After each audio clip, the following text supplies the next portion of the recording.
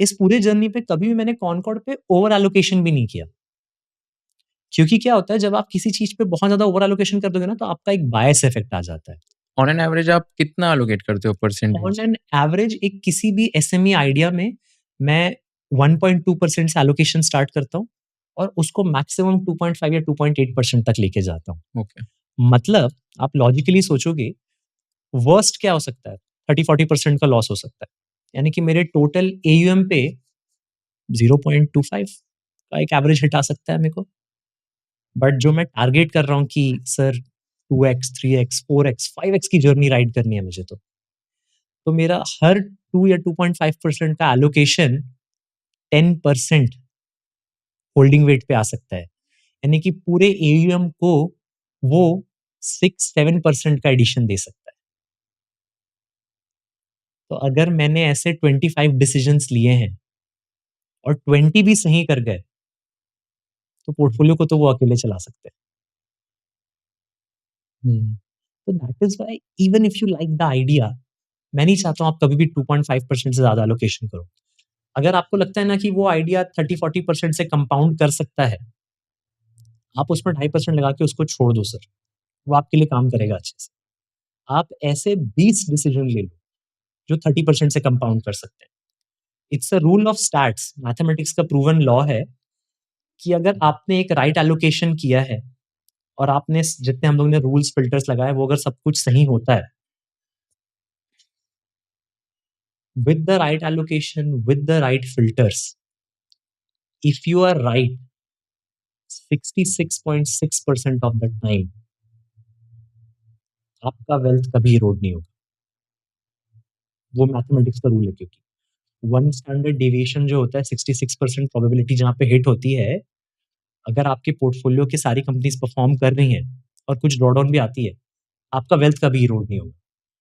Investing in the small cap space and the nano cap space, पहला चीज होता है फेलियर, आपको वो अवॉइड करना है। यानी कि कैपिटल ड्रॉडाउन नहीं होना चाहिए बहुत बड़ा। तो मैंने उसको एलोकेशन के थ्रू कंट्रोल कर लिया। फिर आपकी केस स्टडीज़ हैं, आपकी प्रोफाइलिंग अच्छी है, परफॉर्मेंस आ जाती है। टाइम, पेशेंस तो बहुत है फिर हमारे पास में। एज़ एन इंस्टीट्यूशन हम लोग पैसे लगा के 3-3 साल वेट ही तो करते हैं। मैंने आपको 2022 से 2025 की जर्नी आई थिंक 15 या 20 मिनट्स में सम अप करके बताई होगी कॉनकॉर्ड की। बट आप सोचो मैं उसको 3 साल उस जर्नी को खुद निकाला हूँ, तो वो मेरे लिए कितना ज़्यादा पीरियड हुआ होगा। राइट। ऑन एन एवरेज आप एक स्टॉक को कितने मंथ्स या ईयर्स के लिए होल्ड करते हो? टू बी फेयरली ऑनेस्ट, अगर मैं किसी स्टॉक में इन्वेस्टमेंट किया हूँ और अगर उसकी नेक्स्ट 3 साल की अर्निंग की प्राइस कभी भी आएगी, सर मैं सेल करूँगा। मतलब? मतलब अगर आप इस साल 10 करोड़ का प्रॉफिट करने वाले थे अपने बिज़नेस में, ठीक है? मैं आपसे मिला, मैंने केस स्टडी बनाई, रिसर्च किया, कॉम्पिटिशन को पढ़ा, सब देखा।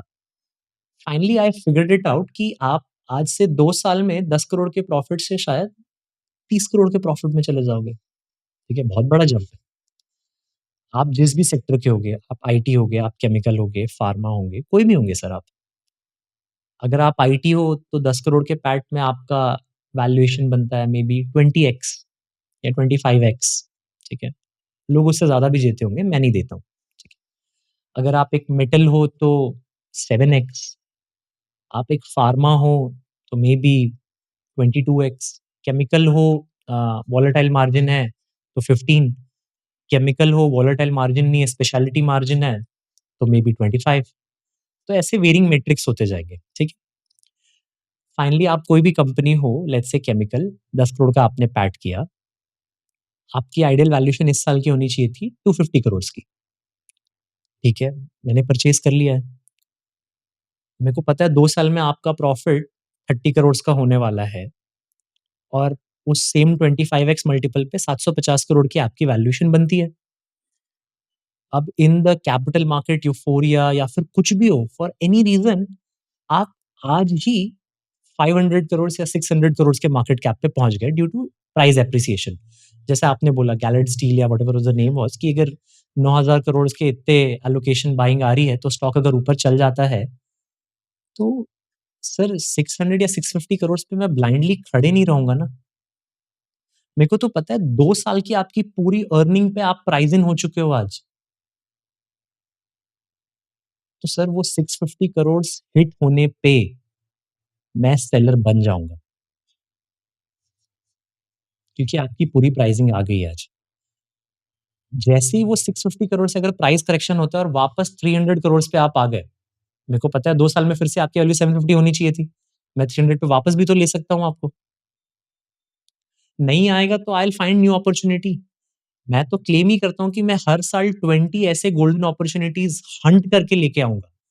बिकॉज़ मेरे रूल ऑफ लॉ में है कि मैं इंडिया बजट भी पढ़ूँगा, इंडिया पॉलिसी भी पढ़ूँगा, इंडिया के सारे कमिटमेंट्स को भी देखूँगा, कंज्यूमर ट्रेंड को भी स्टडी करूँगा कि कौन से क्यूएसआर ब्रांड्स एस्टैब्लिश हो रहे हैं, क्या नया बिज़नेस है जो क्रिएट हो रहा है। आपके पूरे कॉम्पिटिशन को भी देखूँगा and I will find new ideas. That's my job. तो हर वो कैपिटल एक राइट वैल्यूएशन पे होना चाहिए। आज फिनवेन्यू का ब्लेंडेड पोर्टफोलियो 18 टाइम्स मल्टीपल पे खड़ा होगा। इन अ कंपनी पोर्टफोलियो जहाँ पे 30% की ग्रोथ आ रही है। तो मैं नेचुरली सस्ते वैल्यूएशन पे ही तो खड़ा हूँ। आई एम कॉन्फिडेंट कि मेरा पैसा बन जाएगा। उसके बीच में जो ड्रॉडाउन या टाइम पीरियड आता है, I am comfortable with that. It's okay. I can survive that cycle, क्योंकि मेरे पास में केस स्टडीज़ होते हैं। मैं मंथली ट्रैक कर रहा हूँ। मेरे पास में माइलस्टोन्स हैं डेवलपमेंट्स को देखने के लिए कि अब क्या होगा, अब क्या होगा?